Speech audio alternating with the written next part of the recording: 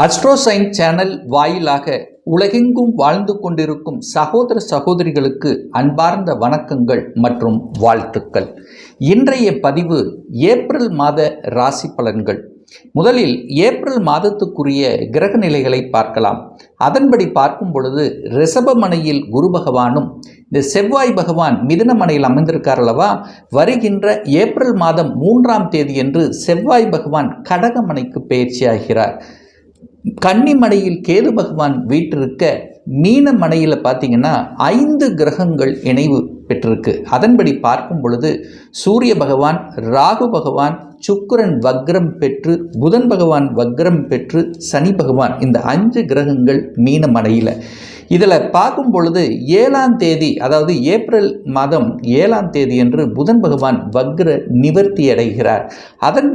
அதை போலவே சுக்கிர பகவானும் வக்ர நிவர்த்தி அடைகிறார் 13ஆம் தேதி, ஏப்ரல் 13ஆம் தேதி.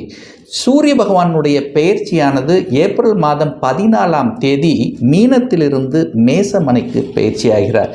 ஸோ இந்த கிரக அமைப்புகளை வைத்துக்கொண்டு இந்த ஏப்ரல் மாதத்தில் என்ன மாதிரியான பலன்கள், சாதகம் என்ன, பாதகம் என்ன, எதை செய்யலாம், எதை செய்யக்கூடாது, என்ன மாதிரியான தெய்வ வழிபாடு இந்த ஏப்ரல் மாதம் உகந்தது என்பதை பற்றித்தான் இந்த பதிவில் நம்ம டீட்டெயிலாக பார்க்க போகிறோம். அதற்கு முன்னால் நம்முடைய சேனலை நீங்கள் ஃபர்ஸ்ட் டைம் பார்ப்பவர்கள் என்றால் மறக்காமல் சப்ஸ்கிரைப் பண்ணிக்கிங்க.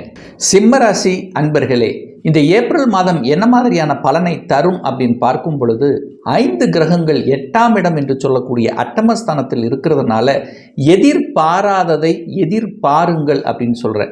அதே இந்த ஏப்ரல் மாதம் 14ஆம் தேதி என்று சூரிய பகவான் 9ஆம் இடம் என்று சொல்லக்கூடிய பாக்யஸ்தானத்தில் உச்சபலத்தோடு இருக்க போகிறார். அப்போ ராசிநாதன் உச்சபலத்தோடு இருக்கும் பொழுது நினைத்த காரியங்கள் ஜெயமாகக்கூடிய தன்மை உண்டு. ஆனால் பண விஷயத்தில் மட்டும் கொஞ்சம் கவனமாக இருக்கணும். பணத்தை கையாளுகின்ற விஷயத்தில் கவனம். வீடு வண்டி வாகனங்கள் வாங்கக்கூடிய யோகம் என்பது இந்த காலகட்டம் சிறப்பு இருக்கு.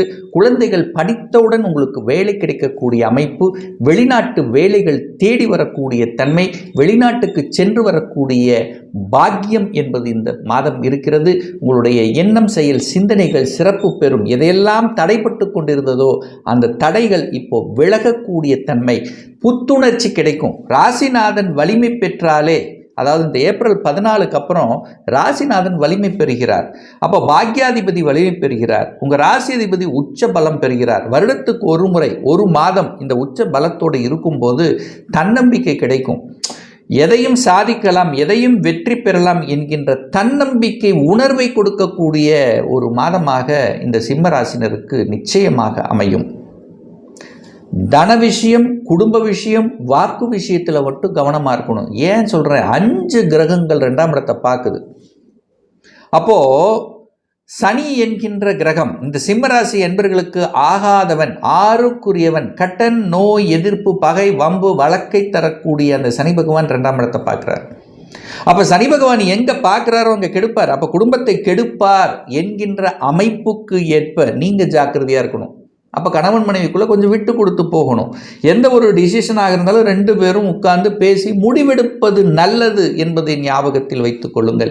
இல்லைன்னா என்ன ஆகும், பிடிவாத தன்மை ஏற்படுத்தும், ஒரு ஈகோ தன்மை வளர்க்கும். ஏன்னா சனி பார்க்குறார். சனி பார்க்கும்போது இந்த சிம்மராசி என்பர்கள் இப்போ விட்டு கொடுக்கணும், கணவன் அல்லது மனைவி விட்டு கொடுக்கணும் என்பதை ஞாபகத்தில் வைத்து கொள்ளுங்கள். இனி வருகின்ற 2.5 வருடங்களுக்கு குடும்ப விஷயத்தில் மற்றவர்களுடைய தலையீடு வராமல் பார்த்து கொள்வதும், நீங்கள் மற்றவர் குடும்ப விஷயத்துக்குள்ளே போகாமல் இருப்பதும் சிறப்பு என்பதை ஆழமாக மனதில் பதிய வைத்துக் கொள்ளுங்கள். அதே மாதிரி வாக்கு விஷயத்திலும் எதை கொடுக்கணுமோ அதை மட்டும் வாக்கு கொடுங்க. தேவையில்லாத வாக்குகளை கொடுக்க வேண்டாம். அதாவது நல்லதே நினைக்கணும் அப்படின்னு, நல்லது செய்யணும்னு நினச்சி நீங்கள் பேசக்கூடிய சில விஷயங்கள் அது அப்படியே உங்களுக்கு எதிர்மறையாக திரும்பக்கூடிய வாய்ப்புகள் இருக்கின்ற என்ற காரணத்தால் இந்த விஷயத்தில் கவனமாக இருந்து கொள்ளுங்கள். 3ஆம் அதிபதி, முயற்சி ஸ்தானத்தின் அதிபதி, தைரிய வீரியத்தை கொடுக்கக்கூடிய சுக்கிர பகவான் 8ஆம் இடம் என்று சொல்லக்கூடிய அட்டமஸ்தானத்தில் போய் உட்கார்ந்துருக்கு. அப்போது அதீத முயற்சிகள், அதீத பலம், 3க்குரியவன் தனக்கு 6ஆம் இடத்துல போய் உட்கார்ந்துருக்கார். அப்போது அதீத முயற்சி, அதீத இது பார்த்துக்கலாம், என்ன நடக்குது என்ன அப்படிங்கிறது ஒரு ஒரு ஒரு இது வேகம்ங்கிறது உத்வேகம் இருக்கும். பிரயாணங்கள் கவனம், நிறைய டிராவல் செய்யக்கூடிய அலைச்சல் திருச்சல்களை கொடுக்கக்கூடிய அமைப்பு இருக்கும். அதே சமயத்தில் பிரயாணம் சார்ந்த விஷயத்தில் கவனமாக இருக்கணும். இரவு நேர பயணங்களை இந்த சிம்மராசி என்பர்கள் முற்றிலுமாக தவிர்ப்பது நல்லது என்பதை ஞாபகத்தில் வைத்துக் கொள்ளுங்கள். 4ஆம் இடம் என்பது சுகஸ்தானம். அந்த சுகஸ்தானத்தை குரு என்கின்ற ஒரு சுப கிரகம் பார்ப்பது ஒரு நல்ல தன்மை.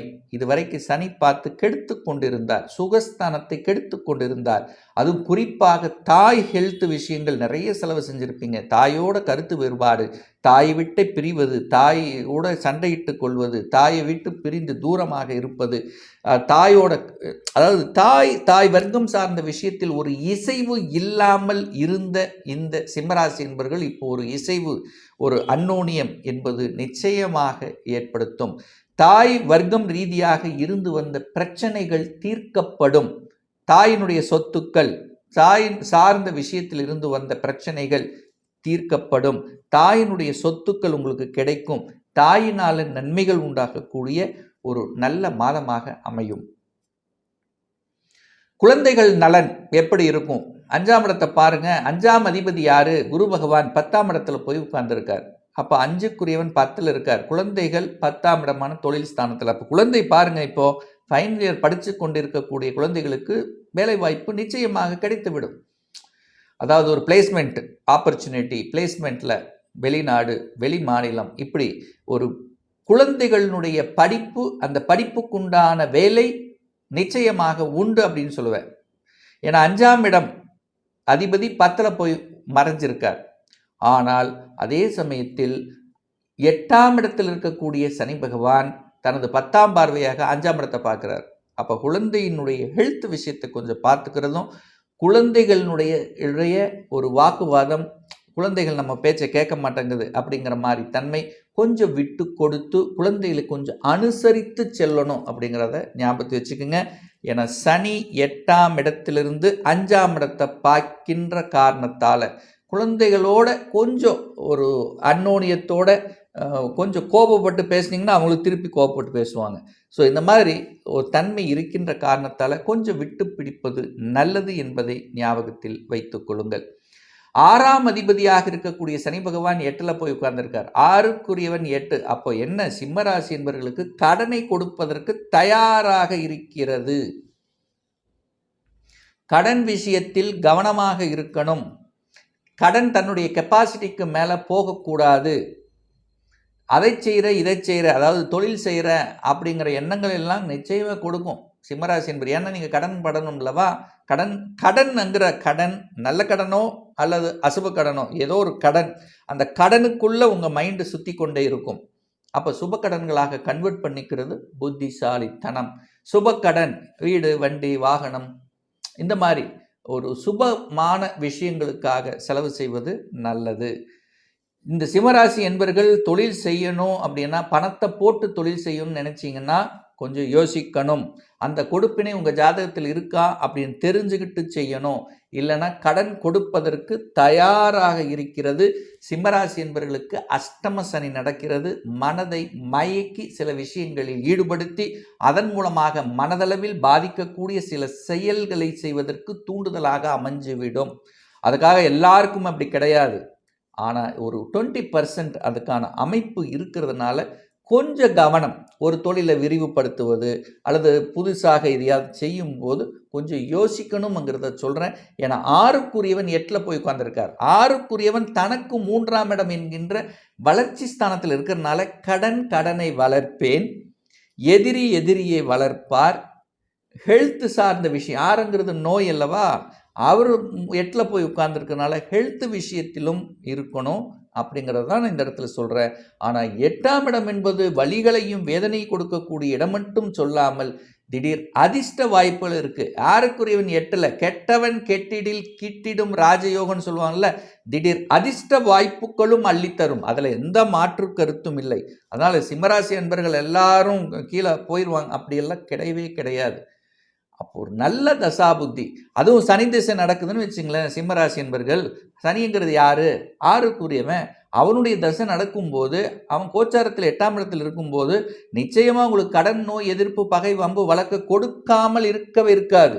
அப்போ அதெல்லாம் வரும்போது ஜாக்கிரதையாக இருக்கணும், அல்லது அதுக்குள்ளே போகாமல் பார்த்துக்கணுங்கிறத நான் இந்த இடத்துல நான் சொல்கிறேன். யாருக்கு குறிப்பாக இந்த சிம்மராசி என்பவர்களுக்கு இந்த சனி புத்தி எப்பெல்லாம் வருகிறதோ அப்பெல்லாம் கவனமாக இருக்கணும். இதுதான். அதே சமயத்தில் 7க்குரியவன் தனக்கு 2ஆம் இடத்தில் இருக்கின்ற காரணத்தால் மனைவியின் மூலமாக திடீர் அதிர்ஷ்ட வாய்ப்புகள், அல்லது கணவன் மூலமாக திடீர் அதிர்ஷ்ட வாய்ப்புகள். ரொம்ப நாளாக ஒரு சொத்து வரலன்றவன் திடீர்னு சொத்து வரும், அல்லது மனைவி இது வரைக்கும் வேலைக்கு போகலன்னு நீ வேலைக்கு போவாங்க, அல்லது கணவனுக்கு வேலை செட்டில் ஆகலை, ஏதோ ஒரு வேலையில் இருக்கணும், நல்ல வேலை செட்டில் ஆவாங்க. ஏன்னா 7க்குரியவன் தனக்கு 2ல் இருக்கும்போது தனத்தை கொடுப்பார். கணவன் மூலமாகவோ மனைவி மூலமாகவோ தனத்தை கொடுப்பதற்கு தயாராக இருக்கிறது. இந்த சிம்மராசி என்பவர்கள் வேலை விஷயத்தில் மட்டும் எப்பொழுதும் கவனம் கவனம் கவனம். ஏன் இதை சொல்கிறேன் அப்படின்னா, தொழில்காரகனான சனி பகவான் 8ஆம் இடமான அஷ்டமஸ்தானத்தில் இருக்கிறனால அஷ்டம சனின்னு சொல்லுவோம். ஸோ அந்த காலகட்டத்தில் உங்கள் மனசு நல்லா இருக்காது, வேலைப்பளு இருக்கும், அலைச்சல், திருச்சல், டென்ஷன், ஒரு சாட்டிஸ்ஃபேக்ஷன் இருக்காது. இதை மட்டும் மனசில் வச்சுக்கோங்க, சாட்டிஸ்ஃபேக்ஷன் இருக்காது.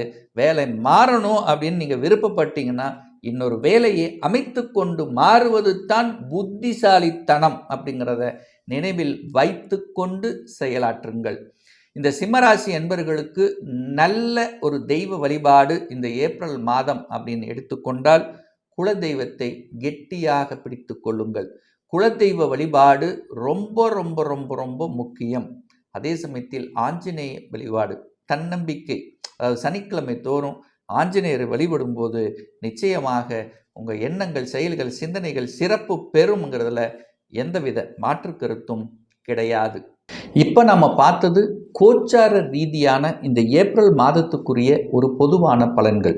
ஒரு துல்லிய பலன் வேணும் அப்படின்னா உங்கள் ஜாதகத்தில் கிரகங்கள் எப்படி இருக்குது, என்ன மாதிரியான ஆதிபத்தியம் பெற்றிருக்கு, எத்தனை டிகிரியில் அமர்ந்திருக்கு, இப்போ நடப்பு தசா புத்தி அந்தரம் சூட்சுமம் வாயிலாக நீங்கள் கேட்கக்கூடிய எந்த கேள்வியாக இருந்தாலும் இந்த 2025 சொந்த தொழில் செய்வதற்கான விதி கொடுப்பினை நம்மளுடைய ஜாதகத்தில் இருக்கிறதா, அப்படி இருக்கக்கூடிய பட்சத்தில் எப்போ நம்ம சொந்த தொழிலை ஆரம்பிக்கலாம், எந்த கோர்ஸ் படித்தா நல்லது என்கின்ற விதி நம்முடைய ஜாதகத்தில் இருக்குது, எந்த கோர்ஸ் படித்தா நம்முடைய ஃப்யூச்சர் நன்றாக இருக்கும், திருமணம் தடைப்பட்டு கொண்டே இருக்கிறது, எப்போ தான் நமக்கு திருமணம் நடக்கும், எப்போ நமக்கு குழந்தை பாக்கியம் கிடைக்கும், எப்போ நம்ம வீடு கட்டலாம், எப்போ நமக்கு ப்ரமோஷன் கிடைக்கும், இது போன்ற கேள்விகளுக்கும் துல்லியமான பதிலை நம்மால் கூற முடியும்.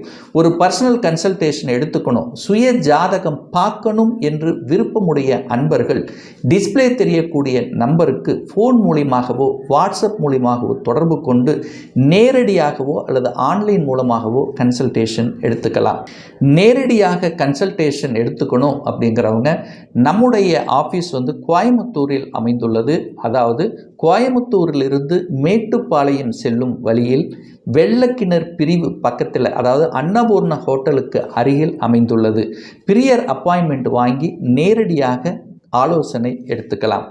ஆன்லைன் மூலமாக கன்சல்டேஷன் எடுத்துக்கவங்க வாட்ஸ்அப்பில் உங்களுடைய பெயர், தற்போது வசிக்கும் இடத்தை குறிப்பிட்டு அப்பாயின்மெண்ட் வாங்கி கன்சல்டேஷன் எடுத்துக்கலாம். இந்த பதிவு நிச்சயமாக ஏதாவது ஒரு ரூபத்தில் உங்களுக்கு யூஸ்ஃபுல்லாக இருக்குங்கிறதுல எந்தவித மாற்று கருத்தும் கிடையாது. நம்ம சேனலை நீங்கள் ஃபஸ்ட்டு டைம் பார்ப்பவர்கள் என்றால் மறக்காமல் சப்ஸ்கிரைப் பண்ணிக்கிங்க. பக்கத்தில் இருக்கக்கூடிய பெல் பட்டன் மற்றும் ஆல் நோட்டிஃபிகேஷனை கிளிக் பண்ணும்போது நான் போடக்கூடிய அடுத்தடுத்த பதிவுகள் உங்களுடைய நோட்டிஃபிகேஷனில் வந்து சேரும். இந்த ராசி நட்சத்திர நேயர்கள் அனைவரும் வாழ்க வளர்க வளமுடன் என்று எனது வாழ்த்தினை தெரிவித்துக் கொண்டு விடைபெறுகிறேன். நன்றி, வணக்கம், வாழ்த்துக்கள்.